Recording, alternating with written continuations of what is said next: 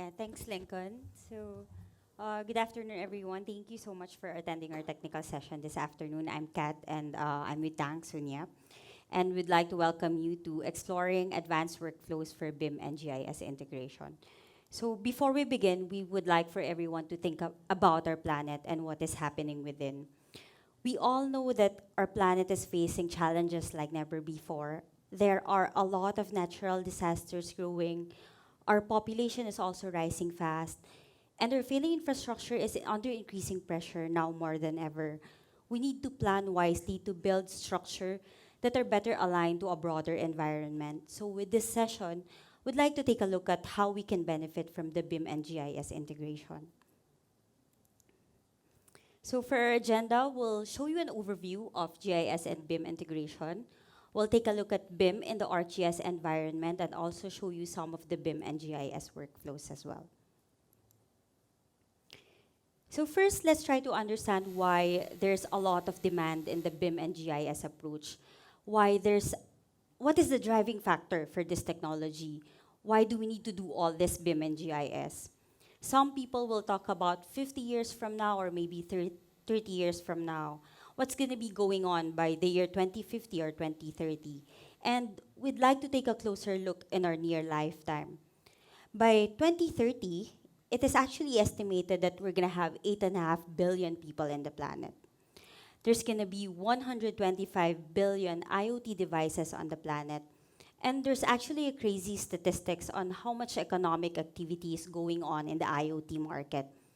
It's going to be trillions and trillions of dollars of activity in a day. However, at the end of the day, we only have one planet. We're going to live there. We're going to be metering everything that's happening. We're going to monitor everything. And what is exactly happening is that there's a veritable tidal wave of data that we are encountering. We want to use this data. We want to improve this data, manage, mitigate, or remediate this data. The question is, how are we gonna manage those data? How do we find unique patterns? And all of this boils down to us. Who a change affects or who an asset affects. Let's think about the things that are involved, whether it's natural or built, and think where it happens. The reason this is related to BIM and GIS is that because obviously the location is related to where, and the things needs to be designed. The design and construction of things is what BIM process is largely all about. So BIM supplies detailed information about the assets while your GIS provides information about the assets in the context of built and natural environment. If you take a look at the smart cities domain or the city domain, what you actually start to see is that every question is about improving or analyzing that domain. It is actually about who is involved, where it is happening, and what assets in the city it is happening around. So the theme of people, location, and things tie together BIM and GIS. Especially now that Esri and Autodesk are partner, we're going to talk a lot more about the intersection of location and design. And this is actually one of the driving message of our presentation. Let me show you the classic workflow view or the flow of information around the assets that is still relevant. It is easy to think about managing something or you want to own something. You plan change to it, start designing that change, and then building that change. This is an easy model to think about. However, this is actually too simplistic. In reality, there is no clean handoff from one step to another. To really understand what customers are asking for, we need to take a look at BIM and GIS closely. We need to understand what it is exactly used for or what do we want to accomplish in the end. This is the BIM and GIS workflows, which as you can see, this is a continuous process that is happening around us. The blue side of the wheel is typically driven by operating expenses. So your cities will continuously provide services, they will evaluate outcome, and when a change is required, they will commission capital projects. The orange wheel in this diagram depicts the BIM process, which is typically driven by capital expenses. So your assets are designed, they are constructed, and they are also maintained. Your GIS typically dominates the left side of the diagram, and the BIM dominates or originates in the right. However, if you can see, some information must be shared in order for us to accomplish or achieve both sides of the life cycle. At the end of the day, there are two clear ways in which BIM and GIS works well together. Your GIS will help inform in the design process. It will give context to the decision that is being made or what things are built. And your BIM supplies values by providing information in the design process. One of the appeals of GIS and BIM integration is that it provides benefits across the entire project lifecycle, from the initial investigation phase through the design or approval phase up until the community or stakeholder phase. So your BIM plus GIS will change the way cities are built or designed, and it will help us manage a more resilient infrastructure. Let's take a step back and let's take a look at the BIM to 3D GIS workflows enhancement. From the early release of ArcGIS Pro till the latest version, we have already evolved and streamlined the process of BIM and GIS integration. So for some of you who have worked with the early version of ArcGIS Pro and Revit data, you will need to convert them or use IFC format, use data interoperability, model builder to automate things before you can open them in ArcGIS Pro. But for the current version of ArcGIS Pro, you can already directly open those Revit model inside ArcGIS Pro, publish this data into your ArcGIS Enterprise, consume this data, whether it's going to be in ArcGIS Earth or you want to create application out of it. And Esri will still keep adding capability so that you can directly read many of the Revit categories or 3D formats. The SAFE software is also adding right to I3S and some of the 3D formats like CTGML. So as we talk about BIM, we have been working with the BIM source data for the last couple of years through the IFC format and SAFE software so that you have the capability or ability to pull information into ArcGIS. Sometimes this workflow is still useful if you have a lot of data to work with and you want to automate things. The data interoperability is still available for you to use. In fact, the next session after us, our colleague will tackle more about the data interoperability extension if you are interested. And as I mentioned earlier, one of the new things we have presented to you starting from the release of ArcGIS Pro 2.2 is that you already have the ability to open Revit model as if they are already a GIS dataset inside ArcGIS Pro. Let me hand over the stage to Tang, and he's going to show us how we can read Revit data inside ArcGIS Pro. Maybe show us how you can correctly display them in the right location. Thank you, Kay. Let me switch it to my presentation. Hopefully it works.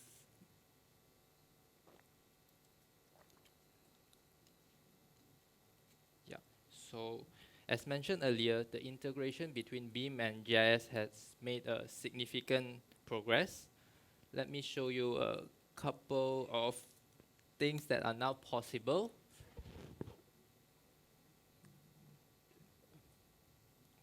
Seems like there is some technical difficulties projecting my screen. Probably we have to play back the demo video. What building model do you actually plan to show us, Tang? Oh, actually it's our new office. If you don't notice, it's actually Alice at Mediapolis. It's situated in One North. We have recently just moved into the building for about 2 months ago. Yeah, we have some previous colleague here. Our previous office is located in Ubi, and then now it's in Buena Vista. It's a bit far, but it's quite good. The building is quite good. Okay, so as you can see on the screen, we can directly read the Revit models, and for normal Revit, for one building, it's actually normal to have multiple layers, and they are split into different categories and even by subcategories. So as you can see, I can just drag and drop it on the map, and it will just render on the screen. So without any conversion, you can directly read it.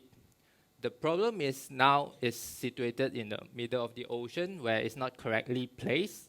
So what I did was just simply georeferencing the building. So as I now move into the one north area, and I click on the move to display, and then now I perform the shifting and also like some scaling to make it bigger or smaller. And in the event that the orientation is wrong, I can also rotate it. So at any point of time, if I did wrongly or if it is correctly placed, I can just hit the save button. And what it does is actually save all the information pertaining to the model. And the next time you bring in the same model, it will just use the same, it will place correctly. And there is this save workspace, which is some function that actually generate a universal world file. What it means is that all the other models within the same folder, it will use that as a georeference. So meaning that what I've done for one floors, it actually can be used for all the other models within the same folder. So in this example, I will just bring in another model, and you can see that level 4 and 5 is actually sitting on top of level 3 without doing any georeferencing again. So now I will hand it back to Kay for the other for the slides.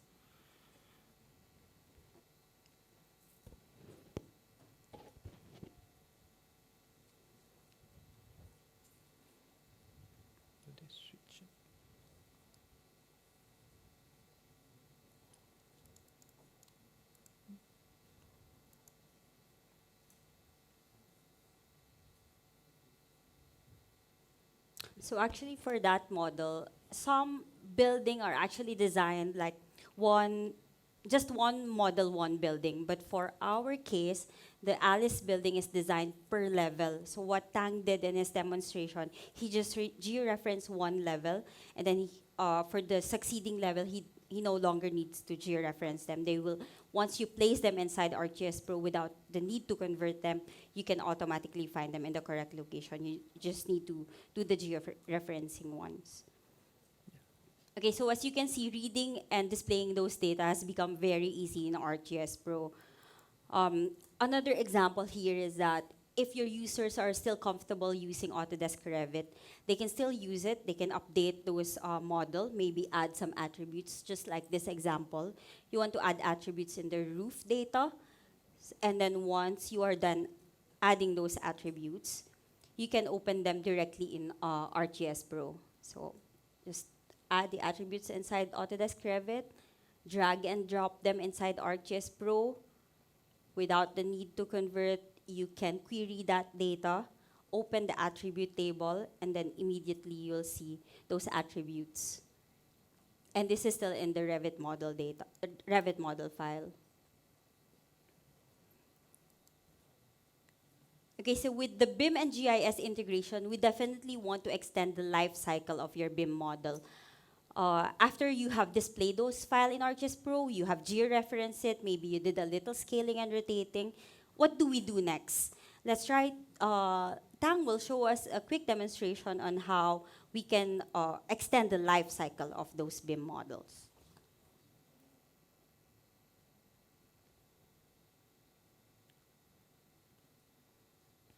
So while waiting for them to bring up the demo, so what I did was taking the exact model. So I have repeat the steps for bringing all the levels and category. So I would just publish it to ArcGIS online, or in my case, it's Portal for ArcGIS. So I can just leverage the same model on the web, knowing that not every one of us have a powerful machine that can run ArcGIS Pro or Autodesk. By showing them, by publishing it on the web, it allows the user to actually load the models without any extension needed. They just need a browser. So this is just a browser base. The same model is, so this is the output of it. So as you can see, it's showing correctly, nicely, and I can turn on and off the layer at any point of time. I can zoom in, and then I can see that where to correctly place my office area, which cubicle to put in, etc. And there are some analysis that is inbuilt in the portal where you can perform, in this case, is a slicing, where if you click on it, you can actually see the intersection of the building without turning on and off the layer. So in this case, I can easily see what's underneath or what's in the cross section. The next thing is that I can also simulate some sun shadow analysis. So for example, at this one, I can know at any point of time how does the shadow cast, which part of the area that actually getting more sunlight that as compared to others. So this is some tools that is actually out of the box in ArcGIS Enterprise. I can just share the models and it can be just used, made available to the user. So I think that's all for the demo. I will hand it back to Kay.